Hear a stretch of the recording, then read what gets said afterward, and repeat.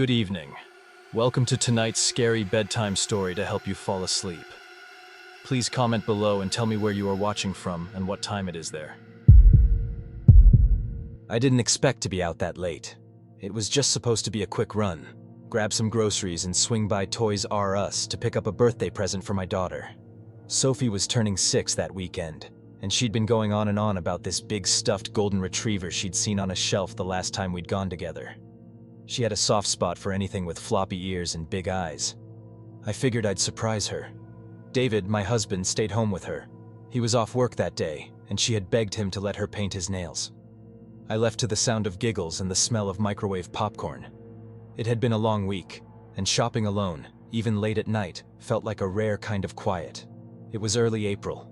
The days were getting longer, but night had already settled by the time I parked outside the Toys R Us on Riverdale Avenue. I remember glancing at the dashboard clock as I killed the engine. 9:37 p.m. They closed at 10:00, so I figured I had enough time to browse a bit, maybe find a second gift to go with the dog. The parking lot was nearly empty, just a few cars scattered near the front. Fluorescent lights buzzed faintly overhead, casting a sterile glow on the faded lines. I walked in, arms wrapped around myself out of habit more than chill. It had been a warm day, but something about empty lots at night always made me a little uneasy. Inside, the store was quiet. Not eerily so, just normal end-of-the-day quiet. A lone cashier stood behind the front counter, leaning slightly on her elbow while flipping through a magazine. A stock boy in a blue vest pushed a cart of boxes into one of the aisles without looking up. I gave them a polite smile and made my way toward the plush toys section. I knew where it was. Back near the far right corner, just past aisle 19. The place always smelled faintly of plastic and cardboard, like all the newness was trapped in the packaging. It brought back memories from when I was a kid, clutching my mom's hand and running toward the Barbies with wild excitement. Funny how the same walls can mean different things over time. I turned down the aisle and saw the dog immediately. Big, soft, and floppy-eared, just like Sophie had described. I plucked it off the shelf, hugging it against my chest for a second. Then I hesitated. Maybe I should find something smaller to go with it. She loved those little animal figurines too, like farm sets or forest creatures. Something to make it feel extra special. That's when I noticed him. At the far end of the aisle, standing near the intersection where the main walkway met the toy shelves, was a man in a long black coat and a dark beanie. He wasn't shopping. He wasn't looking at the toys. He was just standing there, still, staring at me. I looked away instantly. At first, I told myself I was imagining it. Maybe he was just lost in thought, or maybe he was waiting on someone. I didn't want to make assumptions, but something in my stomach clenched tight and uneasy. I pretended to be interested in a display of zoo animals and moved down the aisle, angling my body so I could still see him out of the corner of my eye. He hadn't moved. His posture didn't change. He was just there, like a statue, watching. A few seconds later, as if he realized I'd noticed, he slowly turned and walked away. I let out a breath I didn't know I'd been holding. Tried to laugh it off. Okay, weird, but whatever. People are weird sometimes. I stayed in the store for maybe another 15 minutes, wandering through the girls' aisle and picking up a plastic tea set on clearance. There was no sign of the man, and the cashier hadn't moved. I was starting to think maybe I'd overreacted. When I checked out, I paid in cash and took my small bag with the tea set tucked inside. The stuffed dog was too big for a bag, so I just carried it under my arm like a pillow. I walked out into the now almost completely empty parking lot. One car was parked off to the side, a dark gray Suburban that hadn't been there earlier. My stomach dropped. It was parked right next to my sedan. Close. Too close. There were dozens of empty spaces all around. It didn't make sense for someone to park like that. But again, I tried to brush it off. Maybe someone just didn't want to park under a flickering light. Maybe they had a reason. Still, I walked slower, more cautiously. My keys were in my hand, the car remote between my fingers like a trigger. I got about 10 feet from my car when I heard it. Click. The back passenger door of the Suburban swung open on the side facing away from me. I stopped, frozen mid-step. The stuffed animal slipped slightly under my arm. Then I saw him, the man from the store. He walked around the back of the SUV slowly, like he wasn't in any hurry. He didn't say a word. He just stared. Same expression, same stillness as before. Like I was prey and he was waiting for the moment I'd stopped being cautious. That was enough for me. I turned on my heel and walked straight back to the entrance. Fast, but not running. I didn't want to draw attention, didn't want to panic. I just needed to be around people, to be seen.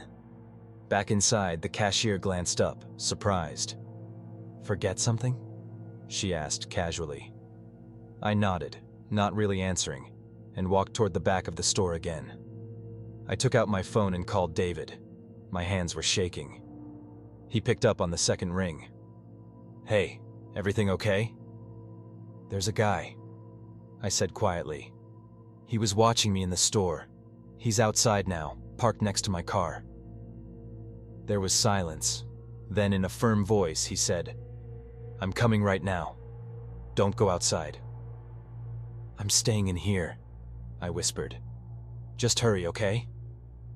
We lived close, 7 or 8 minutes max, but every second felt longer. I wandered the aisles, holding the stuffed dog like a shield. I didn't see the man at first, but I kept glancing toward the front. I tried to look calm, normal. Just another tired mom trying to find the right birthday gift. Then I saw him again. He was back inside. He walked slowly, deliberately, never touching anything, never looking around. Just moving through the aisles half a row behind wherever I went. Like he wanted me to know he was there, but not enough to draw anyone else's attention. The cashier hadn't noticed. The stock boy had disappeared. I circled through the store, picking up a coloring book just to keep my hands busy. I texted David. He was already pulling in. Relief hit me so hard it made me dizzy.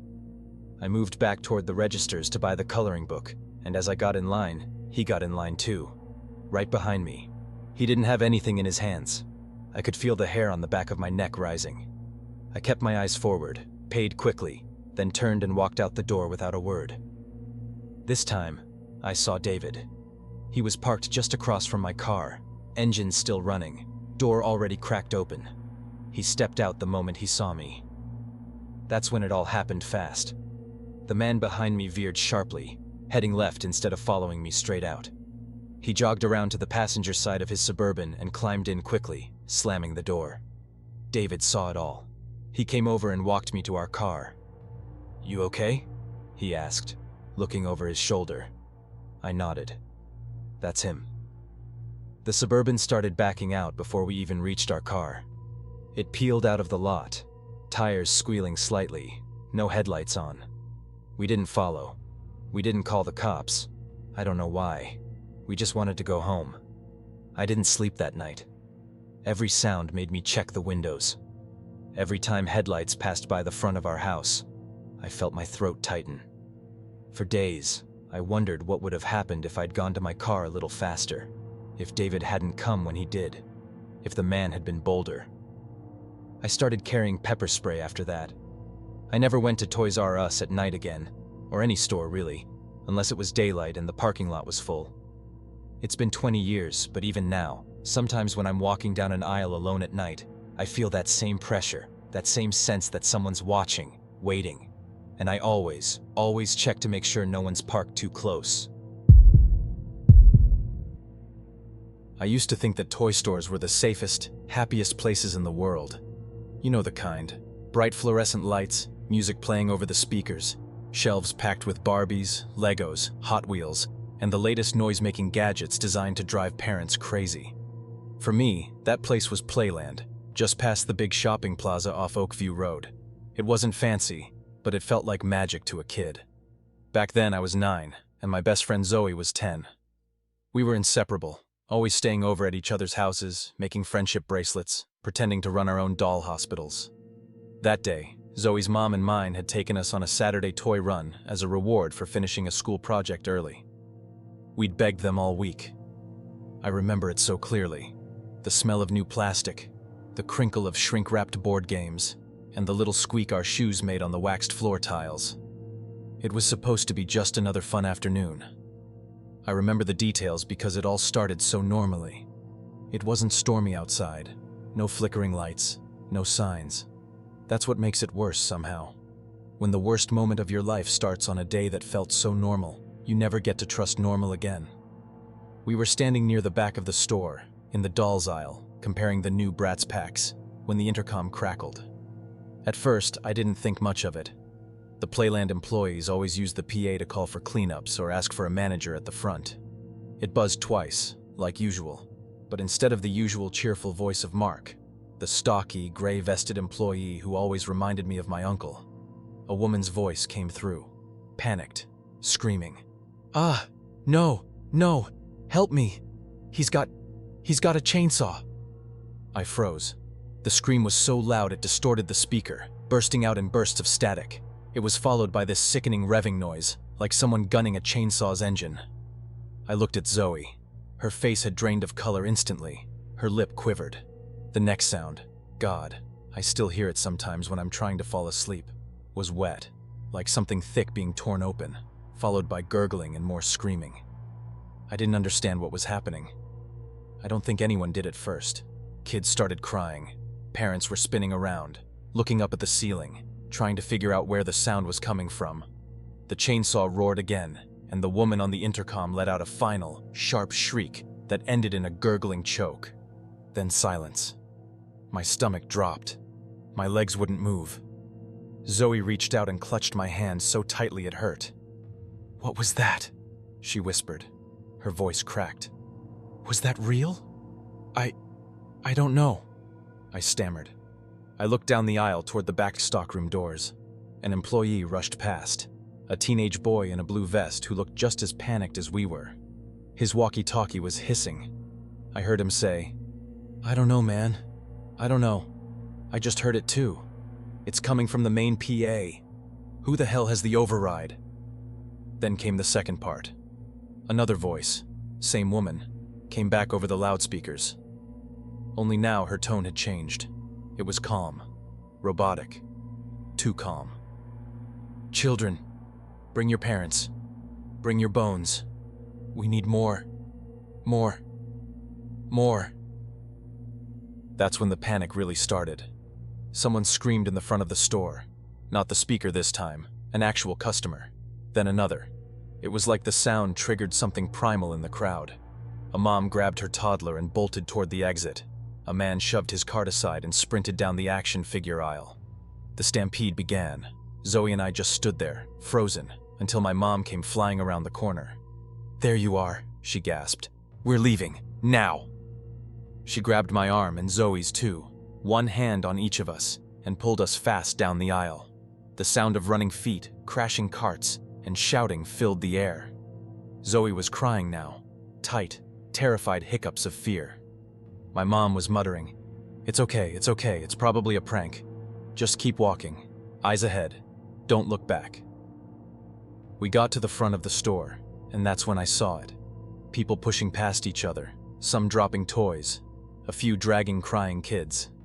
An employee tried to calm the crowd near the entrance, yelling, "It's a hoax! Please remain calm!" But no one listened. Just as we got to the automatic doors, the loudspeaker popped again. "No escape. Not for you. Not for your precious little ones." There was laughter this time. A shrill, glitchy sort of laugh, like the audio was corrupted, looping and distorting. My mom shoved us through the doors, and we practically fell outside. The cold air hit like a slap. My knees gave out, and I just sat on the curb, shivering. Zoe sat next to me and hugged her knees to her chest. My mom kept turning around, like she expected someone to follow us out. Police cars showed up maybe 15 minutes later. By then, we were in the car, and I was crying. Not loudly, just silent, stinging tears that soaked into the fabric of the back seat.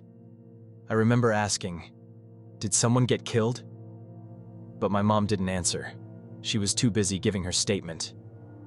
Eventually, an officer came over and said, "Ma'am, it was a recording. Someone hijacked the store's PA system with a preloaded audio file. No one was hurt.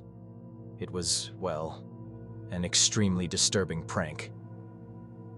That was the first time I heard the phrase disturbing prank. It didn't feel like a prank to me. Pranks are whoopee cushions and jump scares. This felt like something else. They arrested someone. I saw him through the back of the cruiser window, bald, pale, maybe in his 40s. His eyes were wide and staring, mouth twitching like he wanted to say something but couldn't. I asked later what happened to him, and my mom just said, "He's not going to bother anyone ever again." Playland tried to make it right after that. I remember my mom got mailed gift cards, hundreds of dollars worth. They gave us exclusive toys before release dates, sent apology letters, even offered a VIP tour of another location. We never took them up on it. I didn't step foot in a toy store again for over a year. The weirdest part? I could never find any news about it. No headlines, no clips, not even a Reddit post. It was like the whole thing got buried. I even checked later in high school thinking I'd find something, but it was like it never happened. Only my mom and Zoe remember, and even Zoe won't talk about it unless I bring it up first. When the store closed a year later and got replaced by a Best Buy, I felt relieved. Not safe, just relieved. I still get flashbacks sometimes. When I'm walking through an aisle alone, I'll hear the hum of a speaker and flinch. Or worse, when the white noise of a store PA starts up, my body tenses automatically, like it's bracing for a scream. I know kids today are different, tougher maybe, or more numb to stuff like that. But if you ever hear a voice on the loudspeaker where it shouldn't be, or the sound of a chainsaw in a place that should be filled with laughter and toys, run. Because I don't think that was just a prank. I think someone, or something, was testing the waters. And one day, it won't be a recording. In 2001, everything felt safer than it really was. No one used phrases like grooming or targeted manipulation in everyday conversation. If you were a kid and someone made you uncomfortable, it was brushed off as your imagination. People assumed danger had a certain look, someone dirty, twitchy, maybe wearing a ski mask. Not a clean-shaven man with khakis and a kind smile. I was 9 years old the year it happened. I remember it vividly, not just because of what almost happened, but because of what could have. It started like any ordinary Saturday. My mom had promised my older brother Alex and me that we could pick out one game each from the newly opened toy superstore, Wonderorld, on the outskirts of Pinehurst, North Carolina. It was bright and colorful, with that giant giraffe statue at the entrance that looked both welcoming and unsettling, depending on the light. We used to love going there. This was right around the time the attachable LCD screen for the PS1 had just come out, and I had seen ads for it on every commercial break during Yu-Gi-Oh! That little fold-down screen was the coolest thing I'd ever seen. I wanted it more than I'd ever wanted anything. Mom parked the car and lit a cigarette, blowing the smoke out the window before giving Alex the look. "You watch your brother, all right?" she said. "Just stick together and stay in the electronics section." Alex, who was 12 but liked to act older, rolled his eyes. Yeah. We hopped out and ran straight into the store. Inside, it was like stepping into another world. The entrance hit you with a wall of color and sound. Aisles of dolls, action figures, bouncing balls, candy stations, and parents holding coffee cups while pretending they didn't want to be there. But we didn't care about any of that. We darted past all of it and beelined for the electronics section in the back, tucked behind a row of dolls and Hot Wheels ramps. There was something comforting about that corner.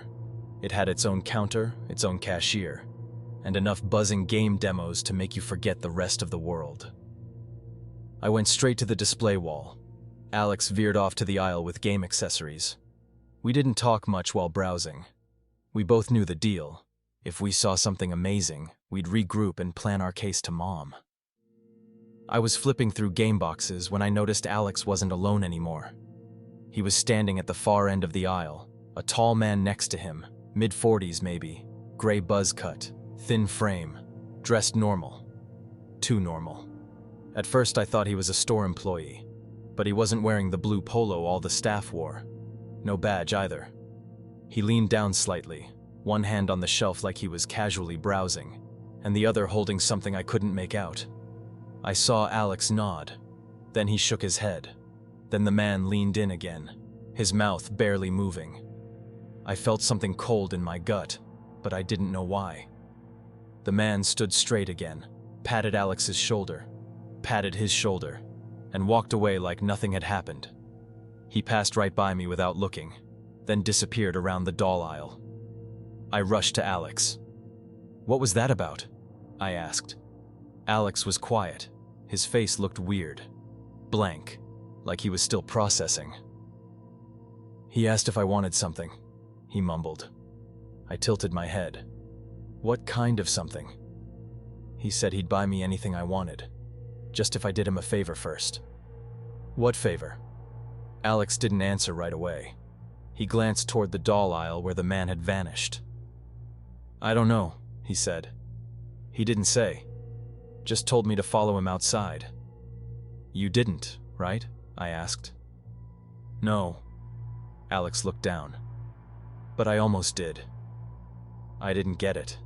I was too young to get it. All I could think about was that stupid PS1 screen.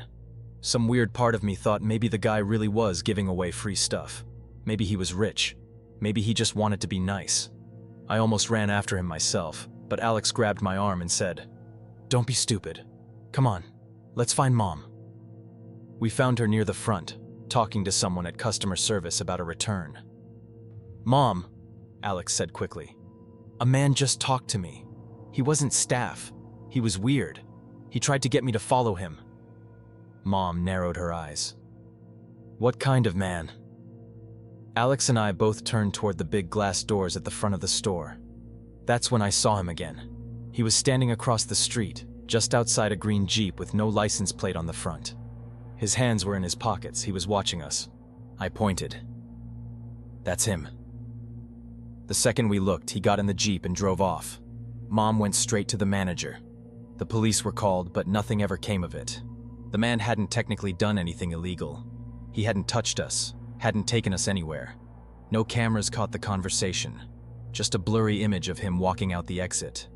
The next time we went to Wonderworld, I stuck close to Alex, but that wasn't the end of it.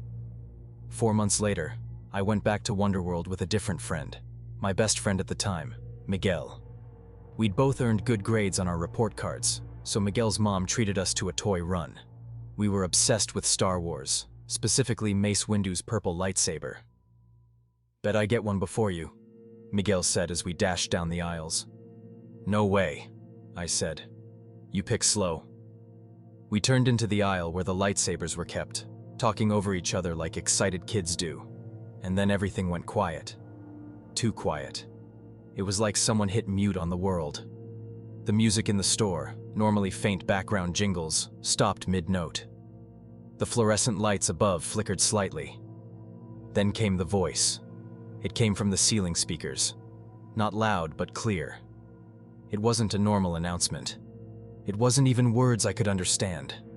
The voice was distorted, like someone had fed it through a broken filter, high-pitched and deep at the same time.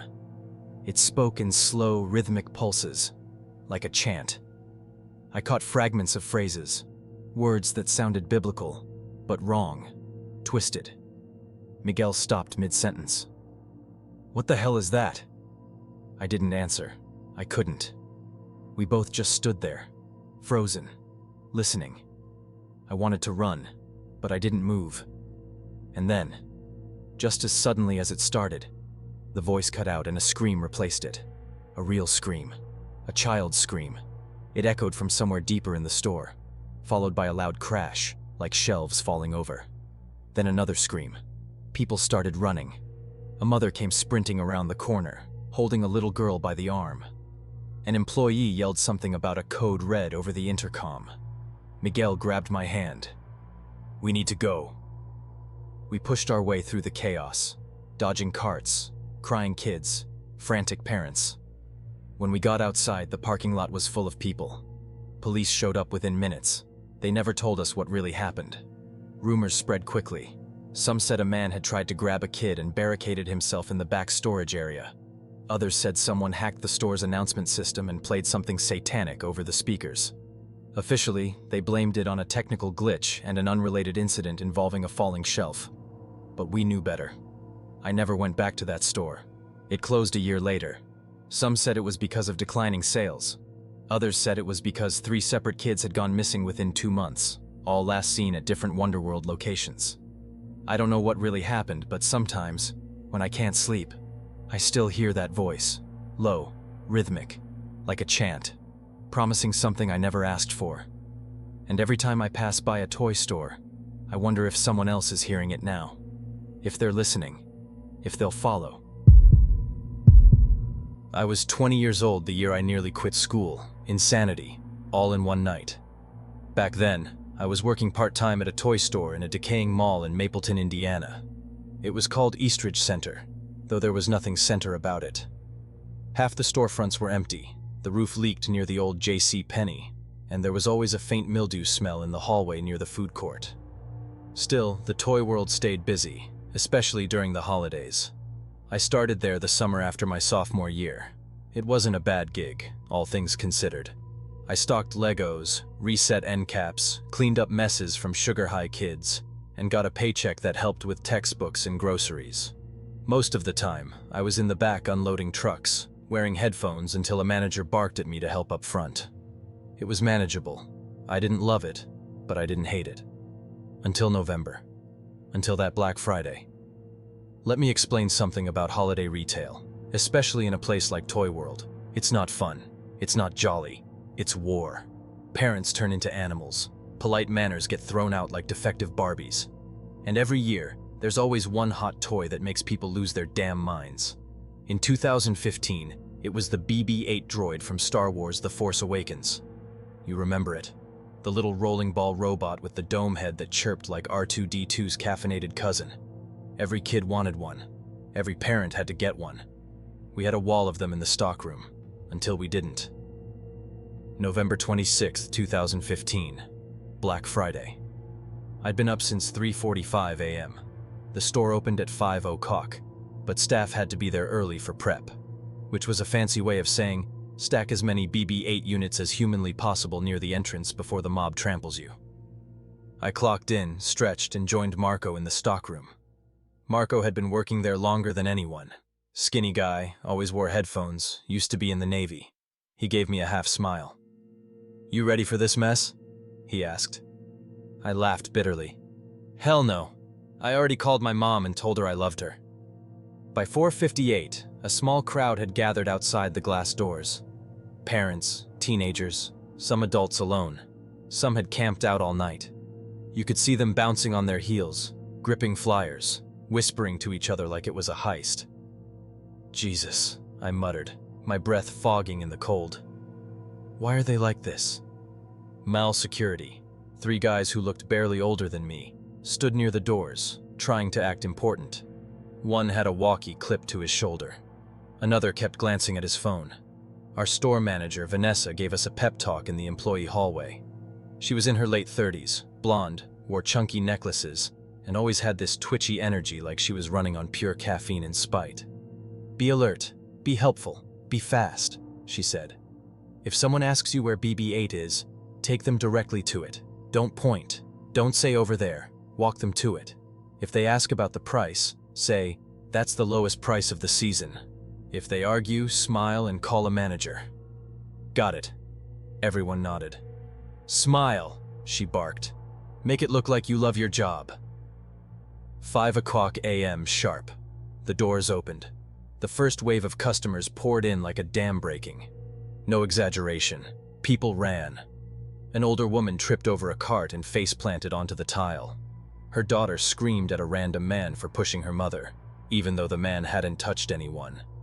2 teenage boys sprinted past me, knocking a baby doll display into the aisle, and then came the chanting. Not loud, but you could hear them. BB-8, BB-8, BB-8. I swear, it was like some twisted religious chant. 6 o'clock a.m. I was running a checkout lane, helping bag items while Kelly worked the register beside me.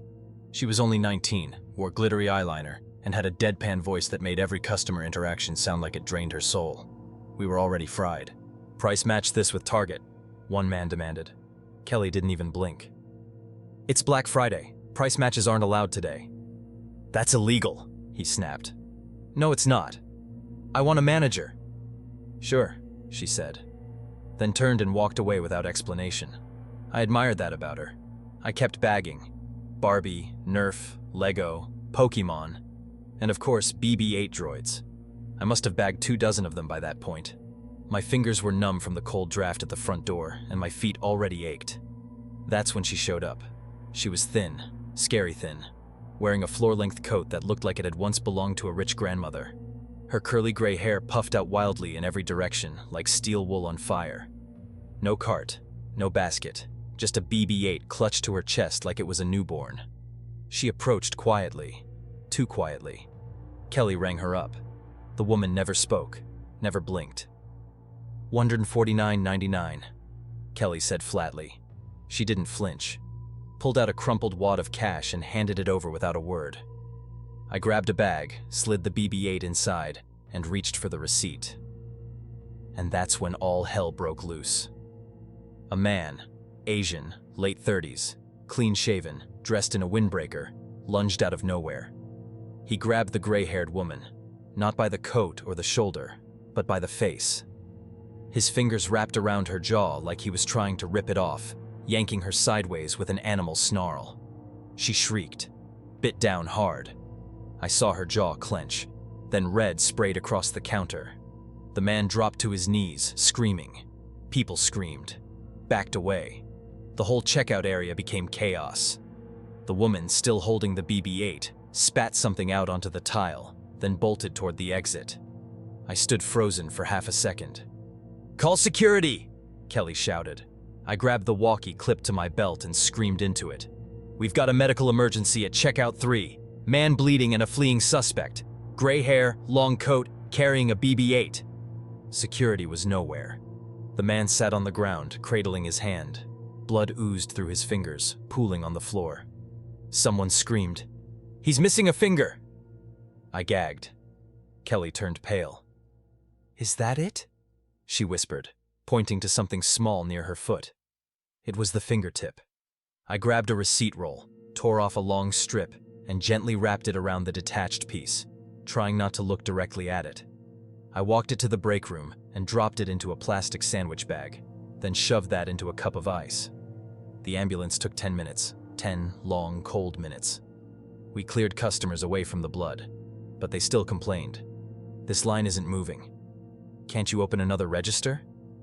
Why is there blood on the floor? Is this even sanitary?" Outside, I handed the fingertip to the EMT. He looked at it grimly and didn't say a word. The injured man was already in the ambulance, moaning softly, a pressure wrap on his hand. 2 cops showed up an hour later.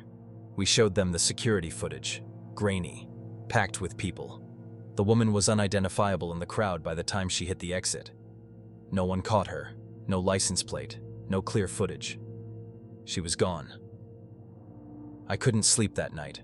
Every time I closed my eyes, I saw the blood spray, the teeth sinking in, the look of primal, survival-driven madness on both their faces.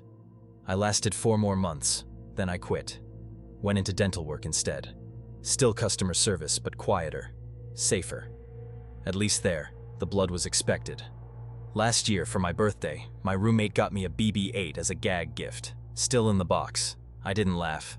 That night, I walked it behind our apartment complex and lit it on fire in the dumpster. It popped and hissed as it melted. It was the most satisfying sound I'd heard in years, because sometimes retail breaks people, and sometimes they break back.